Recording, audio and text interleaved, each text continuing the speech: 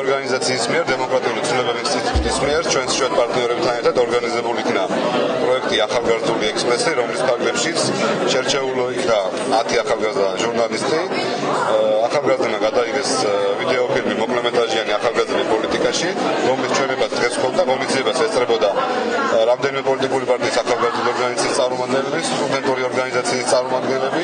შედგა დისკუსია, ძალიან საინტერესო იყო და ჩვენ მომავალში ჩვენი ორგანიზაცია ანალოგიური ვიდეოების გაკეთებას, მოკლემეტრაჟიანი ფილმების გაკეთებას გეგმავს სხვა აქტუალურ თემებთან დაკავშირებით, ისეთების როგორც არის გასაქმება, განათლება, რელიგია და სხვა საკითხები.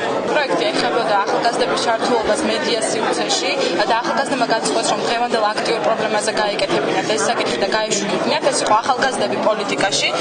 სწორედ ამიტომ გადაწყვეტ, რომ ჩაგვეწერა ახალგაზრდა პოლიტიკოსები, რომელსაც სურს, რომ ყოლიდნენ მაჟორიტეტი დეპუტატები პარლამენტში.